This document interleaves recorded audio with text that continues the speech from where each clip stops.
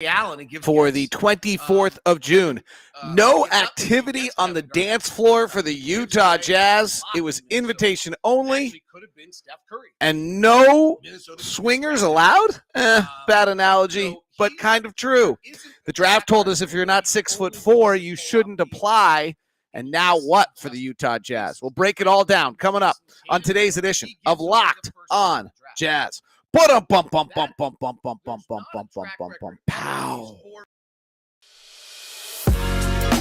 You are Locked on Jazz, your daily podcast on the Utah Jazz. Part of the Locked on Podcast Network, your team every day. How are you? I'm David Locke, radio voice of the Utah Jazz, Jazz NBA insider. This is Locked on Jazz, your daily podcast on the Utah Jazz, giving you insight, expertise, geeky numbers, and hopefully making it way better to be a Jazz fan each and every day. Thanks so very much for making Locked on Jazz your first listen of the day. We are free and available on all podcast platforms as well as YouTube. And today we're live, which we haven't done in a long time. We've been premiering instead, and it's great to see Bryce and JJ and James and everybody back in the live studio. I'll admit I missed you guys a little bit. There seems to be an echo, you're telling me. All right, I bet you I can kill that echo. Thank you very much. This is why it's great to be live. Did I just kill that echo? Are we better now? So thanks very much for popping in, and glad to have you aboard on the show today. And Bryce, let me know if that echo is gone. No, it was not you. I'm on the road. It's a little complicated. And actually, I have a part of my device isn't working, so I actually can't hear the same one. So the Jazz did not get in the draft last night, which honestly, I'm not wildly disappointed about. On a personal note, I'm not as eager as everybody else is to like throw some massive hand grenade in the middle of our roster and blow it up and see what happens. That's not that appealing to me. I really like winning 50 games every year. I understand the playoff disappointment leaves a sour taste in your mouth, but I think we've got two of the top 20 players in the NBA at our core. And I don't see this great urgency of changing two of the top 20 players in the NBA for the sake of doing it. And I've always felt that way. If you've listened to this show, you've kind of could probably have felt that from me. This is not like a revisionist day after the draft feeling. I mean, I think Rudy Gobert, the minute he's on your roster, you win 50 games. Like he wins you 50 games. And then you have a dynamic scorer like Donovan Mitchell, and you have a single individual player that has a chance to win you a game each and every night. And so when you have those types of players, I'm not just, fun, let's go make trades. No, you have to bring back immense value for doing something of that. And, we're too small. We've got 2 6'1" guards and a 6'4" power forward. Like, that's a problem. We need to get longer. We got a bunch of things we got to fix. There's certainly flaws in our roster. Teams have gotten better on how to deal with Rudy. He's still the best defensive player in the world, but they've gotten much better at how to deal with it and how to move him. But if we dug into the stats last year, which maybe I need to remind everyone sometime in the next week or two, his impact is still massive. So we need to fix things. There's no question. Like, I don't expect us to roll out Mike Conley, Donovan Mitchell, Royce O'Neal, Bojan Bogdanovic, and Rudy Gobert next year to start the season with a new head coach. But I don't have this eagerness for the move for the sake of a move. So I frankly, I'm not disappointed. And I think there's 3 things that happened yesterday. One, we talked about it all week, but I want to just clarify it because it proved to be true. You can't buy a first-round pick anymore. You just can't. The salary cap has made those going up so high, has made those picks so valuable because they're not as expensive. And $3 million, the value of the most you can pay for a pick is $3 million by collective bargaining agreement. And so the value of those picks is way more than $3 million. No one's making that trade anymore. There was one pick that I'm aware of that was bought last night. It was a late second-round pick. It was bought by the Warriors for $2 million, and they gave up a pick to do it. So $2 million and a pick got like a mid second round pick. The Warriors print cash because of the Chase Center. So $2 million to them is absolutely nothing. It doesn't count against their luxury tax, so it's the only way they can avoid a player. And that player, if they draft him and they stay on their roster, actually saves them more than $2 million because every player they sign is like 4 times because they're in the luxury tax. So that's actually just a wash economically for them. So you couldn't buy a pick. So that's the first thing. There were like, I'm not going to get into analogies of buying in our dance floor party here because that would be a problem for me. But there was no pick to buy. The second one is I joked in the open, there were no swingers. There were no players traded. Like DeAnthony Melton out of Memphis to Philadelphia was the one trade. Now, that could have been Royce O'Neal, right? DeAnthony Melton and Royce O'Neal are somewhat similar. And Memphis now had to take back the Danny Green contract, which mixed reports, Bobby Marks first report it had to be guaranteed. Now is saying it only has to be $5 million. So that one's not like the worst deal in the world. The Jazz could have given up Royce O'Neal, got it, I think the 23rd pick of the draft, and saved $5 million. Now, I don't know that the 23rd pick of this draft would help you win as much as Royce O'Neal, but that would be a change. That would be a move. But for whatever reason, Daryl Morey may have not wanted that, right? So I would guess, I don't know, but I would probably certainly guess that the Jazz were in on those conversations. That's the one deal all night long where you look at it and you say, oh, the Jazz could have been there. That could have been Royce O'Neal. DeAnthony Melton's contract number is not that different. Danny Green coming back at $10 million could have been that contract number. They got the 23rd pick for it. That's the one. Did the Jazz miss it? Did the Jazz drop? I don't know, and nor do you, frankly. If someone's out there, oh, the Jazz dropped the ball on that one. Yeah, we don't know that. What we do, for all we know, is that the Jazz were on the phone with Daryl Morey. And they literally said, Royce O'Neal, and Daryl Morey said, nope, I want DeAnthony Melton. Not sure why you would do that, but maybe. So that's the other one. So the three things there is you can't buy a pick. There just weren't players traded. The only player traded. And the only deal that went down that looks as though the Jazz could have been involved in it all is that. From there, John Collins doesn't get moved. DeJounte Murray doesn't get moved. DeAndre Ayton wouldn't have really gotten moved today.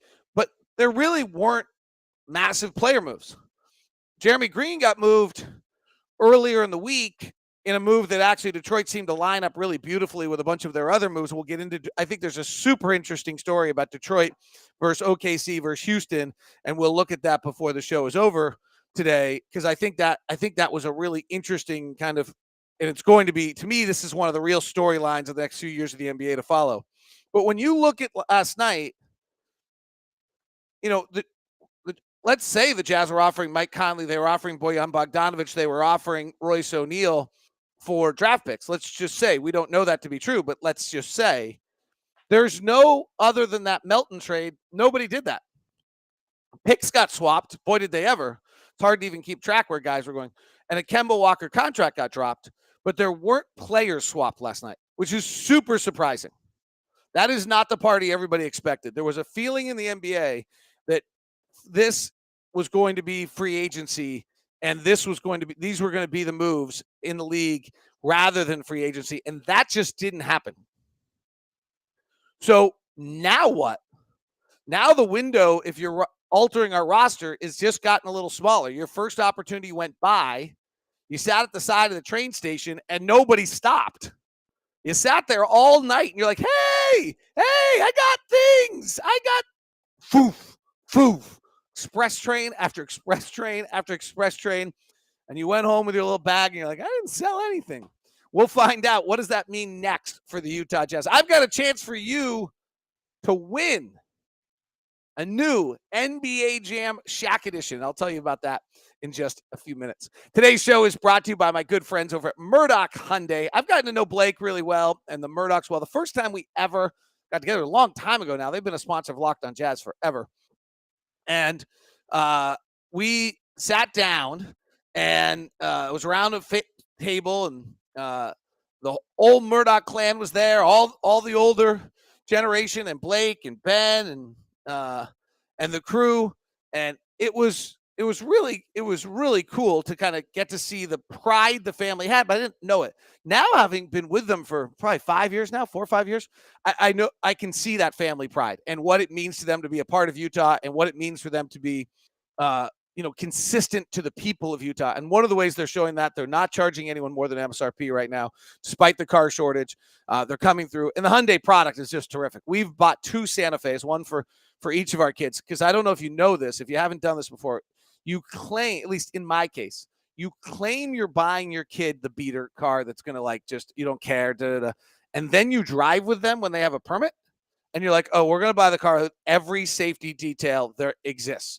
Like my daughter's car has the coolest feature. You turn the turning signal and the miles per hour RPM things flip to a camera immediately. So you don't have to take your eyes off the road and you can see whether there's someone in your blind spot without turning your eyes off the road. That was you got to have it. Every bell, every whistle, everything there with the Hyundai cars for a reasonable price compared to the rest of the market, and no increase on MSRP. That's what the Murdochs bring. That's what Hyundai brings for you. Stop by 4646 South State Street, also located in Logan and in Linden. Today's show is also brought to you by our good friends at Bet Online. Wasn't that interesting last night, where the betting world had Paulo Banchero going 1 and the rest of the world didn't, and they clearly knew something that everybody else didn't?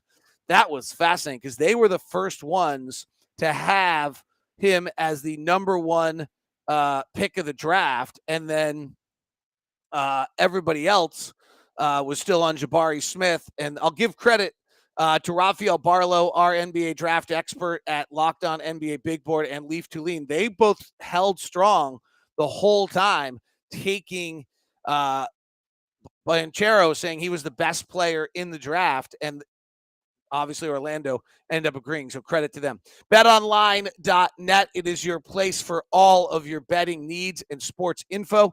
The latest sports developments, legal reviews, news, this year's NHL playoffs, Major League Baseball. BetOnline is your continued source for all your sports wagering information, including live betting, esports, and scores. And BetOnline remains the best spot for all your Sports Scores podcast news this season. BetOnline.net is the fastest and easiest way to check in on all of your favorite sports events, including MMA, boxing, golf, and the rest. Bet Online, where the game starts. I still owe you how you can win a Shaq Edition NBA Jam. I'll get that for you in just a second. Let's see. David Horan, our good friend, the teacher, says at least one move still needs to come and still can. No, there's no question. I still think there's moves that have to be made. Kevin says, agree with you, but as David just said, the window of opportunity for the Jazz to improve this offseason just closed part of the way. No, that's that. Hey, there's only set times in which you can alter your roster. There's 3 of them primarily. One of them is draft night. One of them is free agency, and the other is the trade deadline. The trade deadline kind of runs all the way up to the trade deadline. The Jazz under Dennis Lindsey were very proactive and made their moves very early in the process. So it's, I think that when you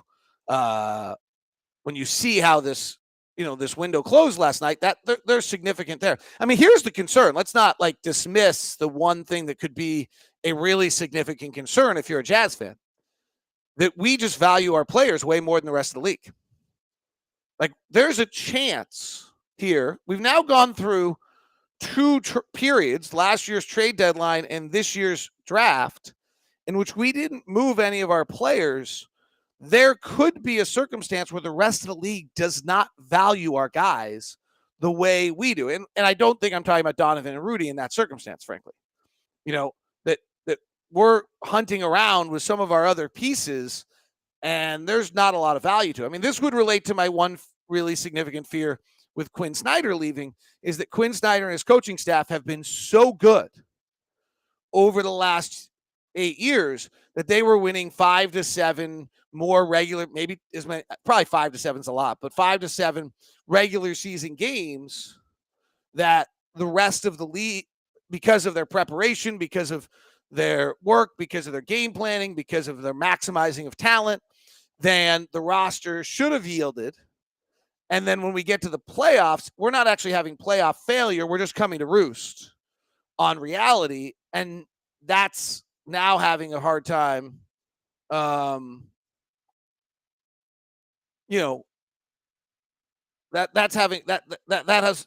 would be the worst case. Those are the 2 worst case scenarios. I don't want to ignore that those could exist, that one no one values our talent too. We've just been overperforming along the way.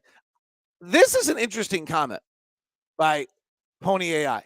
Show after show after show, speculating on what would happen. Nothing and nothing. Have a great summer. See you next fall. That seems to me to be a you problem, not a them problem. Like, that's the make a move for the sake of making a move, regardless of whether it's a good move or not. Like, that is, I'm not trying to build a franchise. I need entertainment. I need my endorphin jump from having something happen. But that's not actually building a franchise. That's illogical to me, honestly. I'm done. Why? Because there were no good trades to make. I mean, if there's a signature in Danny Ainge's career with Boston, he didn't make deals for the sake of making deals, and he didn't make bad deals, and he didn't make deals that were going to end up hurting the franchise long term. And he never traded Jason Tatum, right? Like, you go back to all those Jimmy Butlers, all those Paul Georges, all those other deals. He didn't trade Jason Tatum because Jason Tatum's going to be an MVP in the NBA. So we have two of the top 20 players in the NBA. They're the most appealing players on the open market right now, along with probably DeAndre Ayton and maybe Bradley Beal here in the next few hours, and maybe Kyrie Irving and maybe Kevin Durant. Like, things are about to get nutty. And see, so what now? So in regards to free agency, we're pretty limited. We're still over the tax. We didn't get a full savings on Joe Ingles. If Joe Ingles had just expired, then we would be closer to off the tax than we would have been otherwise. But we have the Nickeil Alexander. Juancho Herman Gomez's contract is a team option, which we will not exercise. And so we are still, at this point in time, our overall salary allocations for the 2022-23 season right now are at $155 million. And we have 12 players under contract. So we're pretty limited in what we can do. The salary cap for the 21-22 season, which we just concluded. So the real question is, the 22-23 was reported to be higher. We don't know. But according to the salary cap reports for the 22 season, is $10 million more. So it was 112. It's now 122. And the luxury tax is 150. 149 is kind of where it's being talked about. So that's a significant, everything went up about 10%. So we're sitting at 155 and the luxury tax is at 150. That limits what we can do with moves. And we'll have to see. Jordan Clarkson's under a 2-year deal with a player option. Rudy Gay's under a 2-year deal with a player option. Nickeil Alexander's making $5 million this next year, and then is a restricted free agent. And then we have Rudy at 38, Donovan at 30, Mike at 22, Bojan at 20, Jordan at 13. Pretty good deal. Hard to get off Jordan at 13. That's why you don't hear his name nearly as much. Royce at 9.2, and then Royce is a non-guaranteed at 9.5 next year. So the free agent game for the Jazz is they can sign a kind of tax-paying mid-level. They don't, as of right now, have the full mid-level, if I have this correctly. And though you can make some moves to get under, and then you do have that, but it would push you back up over the luxury tax. And we've got to figure out on this roster whether we're willing to go full tax.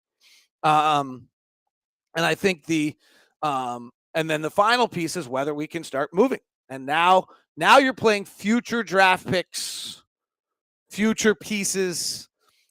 Can you? We've played around with almost everyone's roster in the league. We'll continue to do it. Can you go to the Clippers and trade? They need a point guard. So Mike Conley, and you're bringing back Luke Kennard and Markieff Moore and Marcus Morris. I mean, those are the numbers that matter. You can do this as well as I can on the ESPN trade deadline or trade machine. Can you move? Is Philadelphia needing to get out from under Tobias Harris's contract? And can you build a package for them that works for Tobias Harris? They seem to be interested in moving Thibault.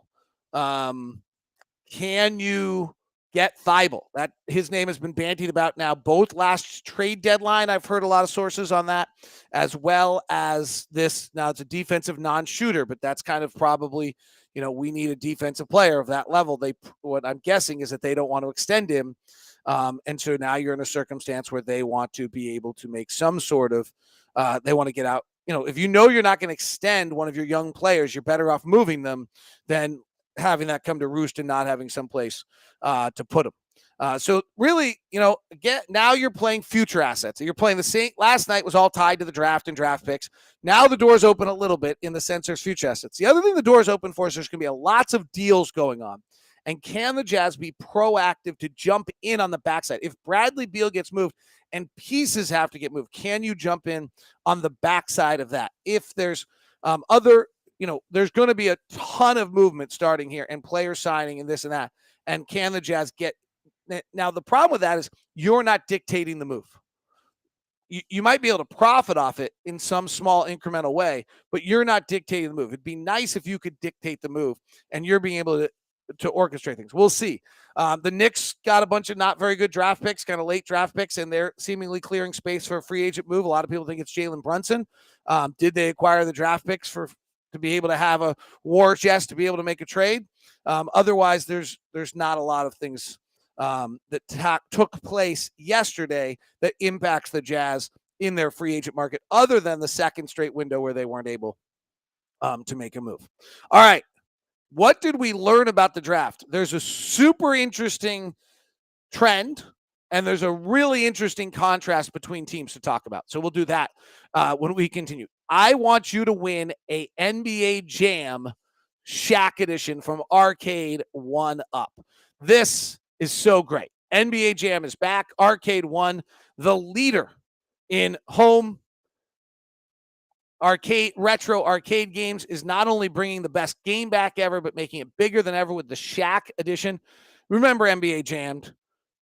Jump clear across the court, set the ball on fire. It was the first sports games ever to feature real digitized NBA licensed teams. No fouls, no free throws, no quarters. And now you can compete with friends and family through the all-new Wi-Fi leaderboards, making you more connected than ever.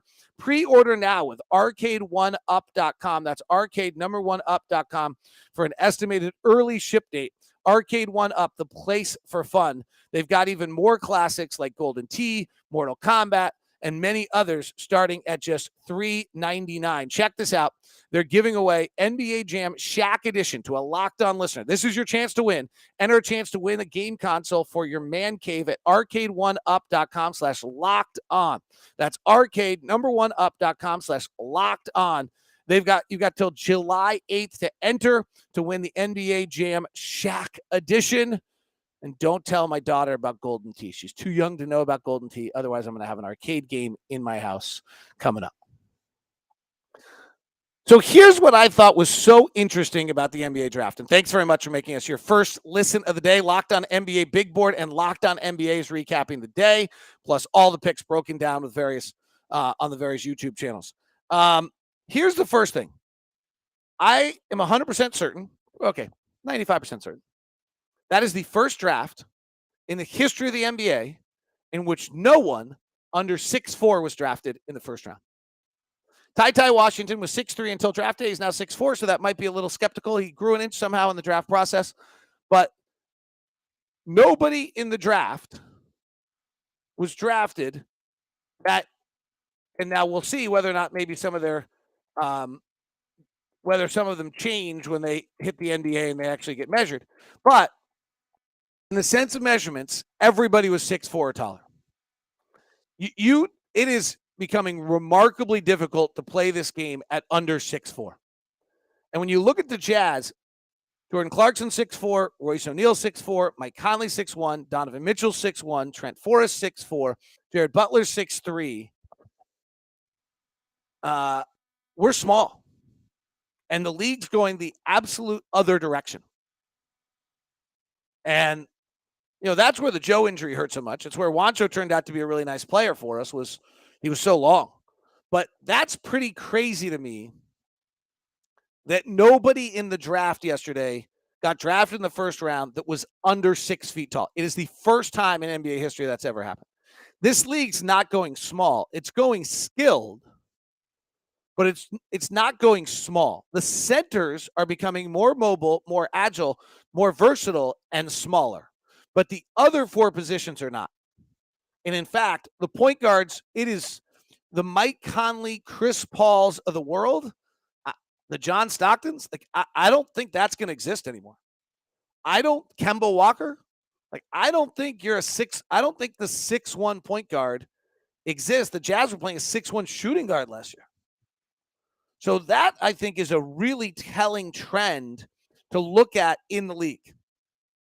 Last year there were a bunch of guys, Kira Lewis Jr. the year before, and this year, now maybe it was unique that this year there weren't guys, but Kennedy Chandler's pretty good, and he didn't go till the 39th or 40th pick of the draft, and he's 6 feet tall. I think it just tells you where the game's going. The Jazz did sign 3 players, one of them to Johnny Juzang out of UCLA to a 2-way contract.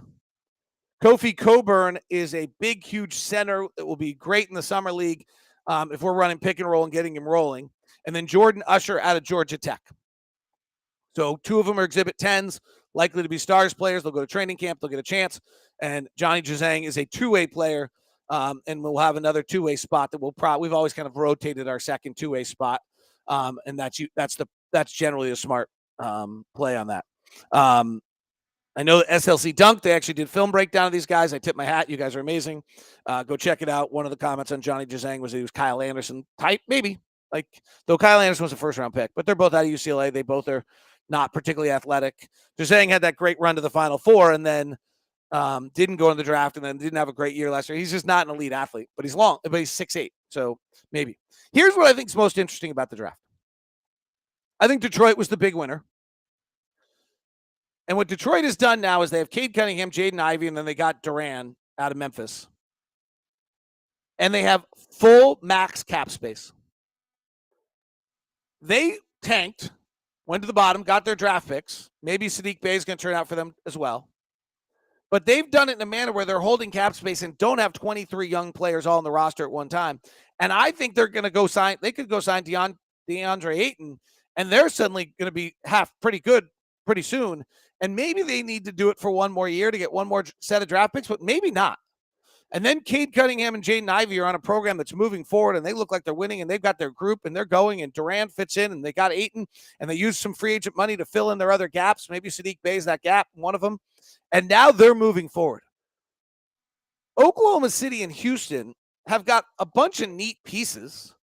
Josh Giddey and Chet Holmgren are super interesting. Nobody's putting the ball in the basket, but they're super interesting. Shea Gilgeous is. Houston's got Jabari Smith and Jalen Green. They're great players. But they've just got these incredibly young pieces all rising up together at the same time with a multitude of draft picks still to come. A roster that's going to get full, and then they're going to have to start paying them. And you lose your free agent window in there pretty soon. And we've all seen in this league, it's very hard to have a multitude of young players rising up at the same time without having some chemistry problems. Like Gordon Chiesa used to always say to me, don't ever forget, David, each player has to establish their own personal value before they're going to worry about the team winning. It's not that different than anything else in life. Every salesperson, every person in their career is the exact same way. Let's not make it sound like it's something unique to NBA players. But the truth is that 19, 20, 21, 22, 23, 24-year-old NBA players are establishing their own personal value before they're going to worry about whether the team wins. And I love the way Detroit is doing this. We're going to get Cade Cunningham. We're going to get Jaden Ivey. We're going to go get Durant. And now we're going to go sign. Maybe it's going to be Ayton as a max contract. Now they're good. Like now they can win games. So they're in a good culture. They're not in a culture of playing games that don't matter. And now they start piecing in more free agents before their players get their max contracts. And they grow up this thing and they win.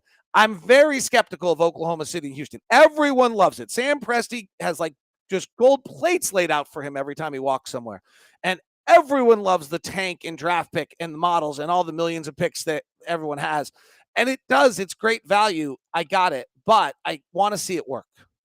And I really don't think there's a track record of it working yet in the NBA at any great level. And it's really, really hard. And you're dealing with both hitting on draft picks and chemistry and development and culture. Super, super hard to do. I'm putting my balls in the Detroit bucket. Now, can they sign free agents? Are they going to be able to do it? Will be interesting, but I think that's worth noting. Two other quick draft notes. With the moves the Knicks made, Alec Burks, Evan Fournier, and Nerlens Noel are all going to be available. I actually think all of them might be interesting for the Utah Jazz. Alec Burks would be fun to have him back. He's become a much different player. He's a little longer. Might be actually a perfect complement to Donovan at this point in time. Nerlens Noel might be a minimum center, which was what we have to back up Rudy Gobert. He's similar to Rudy, can't stretch, but he's pretty good defensively. So that would be interesting. They all could fit. And then I just thought, because the fun stuff about draft capital, I thought the way the Hornets used 13 and 15 was really good. They traded 13, got a bunch of value because there were 2 centers on the board at 13. They know they needed 1. Cleveland sitting at 14. They have 5 centers already. It was actually felt like you were doing fantasy football. Like literally when you're doing your fantasy draft and you're sitting there and you're like, oh, I got this pick and I got this pick because we're doing the snake and they've already taken their quarterback, so I can let this guy drop to me. And you think you're so brilliant for doing it. Well, Charlotte just did it last night and it was really fun to see. Thanks for tuning in. Make sure you go to arcade1up.com/lockedon to get your chance to win your NBA Jam. This is Locked On Jazz, your daily podcast on the Utah Jazz. Now for your second listen, go to Locked On NBA or Locked On NBA Big Board. Have a wonderful day. We'll talk to you Monday.